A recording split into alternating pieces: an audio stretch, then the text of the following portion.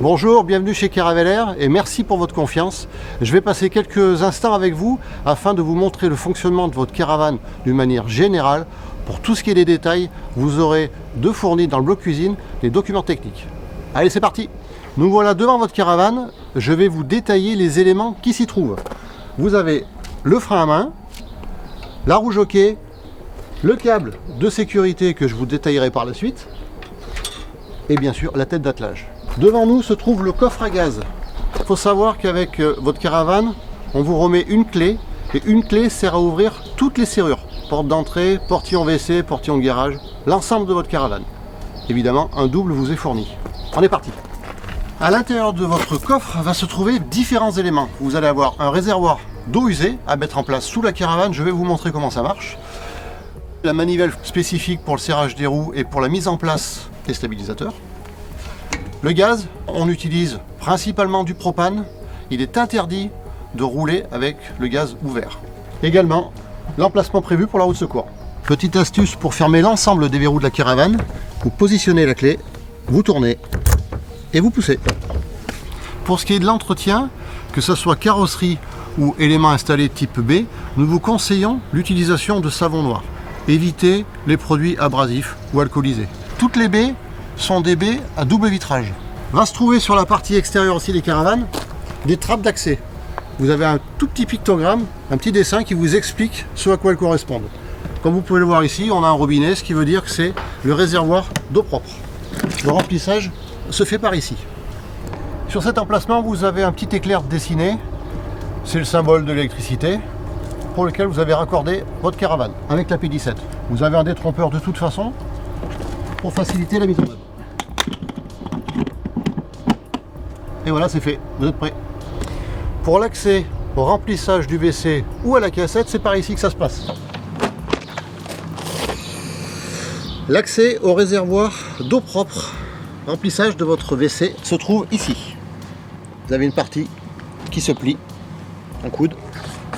Il suffit juste d'ouvrir. Alors la petite astuce est de faire couler très lentement.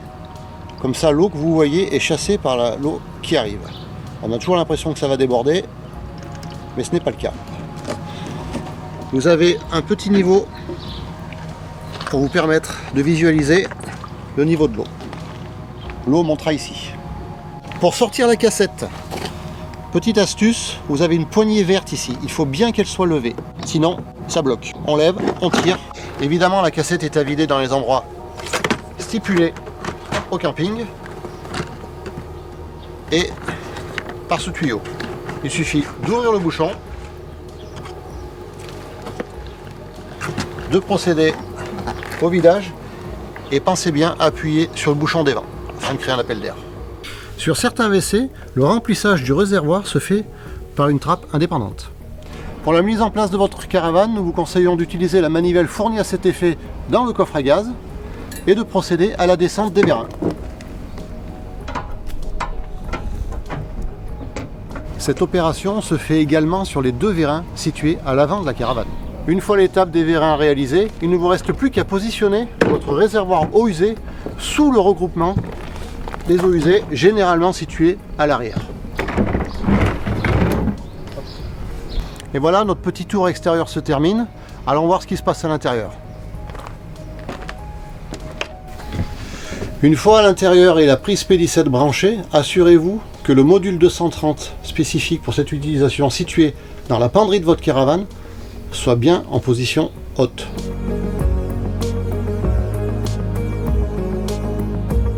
Si votre modèle est équipé d'un panneau de commande, cela fonctionne de la manière suivante. Bouton de mise en fonction, pompe à eau, lampe d'auvent, chauffage au sol en option, chauffe-eau, les températures, in pour intérieur, out pour extérieur, tension de la batterie, le petit pictogramme de la caravane, ça c'est si vous avez une batterie auxiliaire, et batterie de la voiture. Également, vous avez le niveau d'affichage du réservoir d'eau propre. Tout comme l'électricité, les équipements fonctionnant au gaz disposent de leur propre vanne de sécurité, généralement située non loin de l'équipement. Pour la mise en fonction, il vous suffit simplement de tourner le bouton rotatif du gaz, sélectionner, et appuyer directement sur le piezo électrique. Dans le cas où votre plaque cuisson n'est pas équipée d'un piezo électrique, vous pouvez utiliser également ce type d'appareil. Bien évidemment, votre plaque est équipée d'un système de sécurité.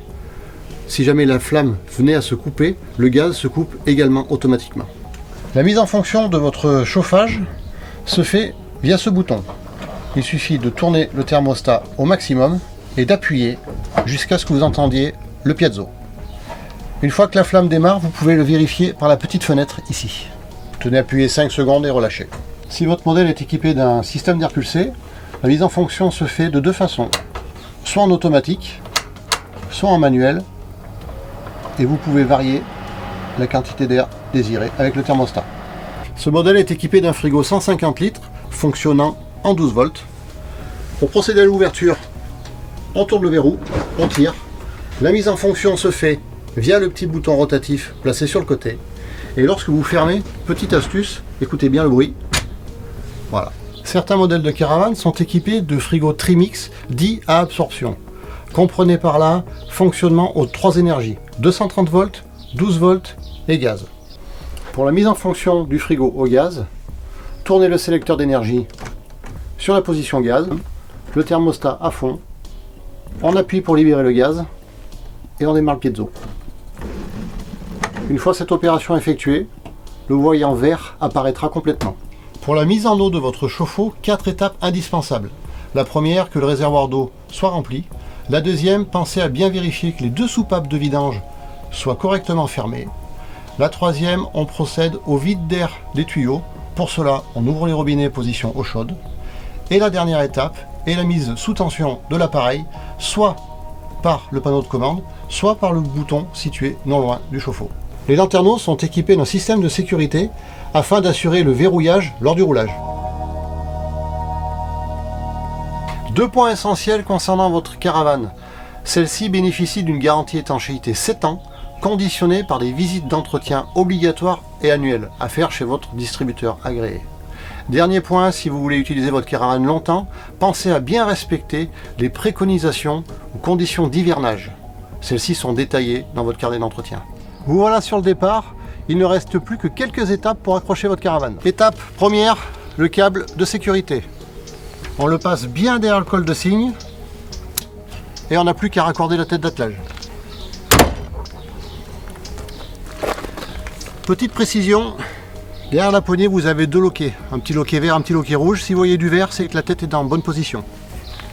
Il ne vous reste plus qu'à fermer la tête. Vous voilà sur le départ. 4 derniers points. 1. On vérifie le faisceau signalisation. 2. Que les charges à l'intérieur de la caravane soient correctement réparties. D'une manière générale, pensez bien que tout ce qui est lourd se situe au niveau de l'essieu. Petit conseil d'amis en 3. On enlève la rouge hockey, on le met dans le coffre de la voiture. Et 4. Je ne vous rappelle pas qu'il est formellement interdit de rouler avec des personnes dans la caravane.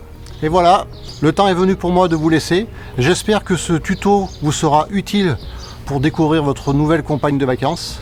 Je vous remercie encore pour la confiance que vous nous accordez. Je vous souhaite tous les plus beaux paysages, les plus belles rencontres et bonne route!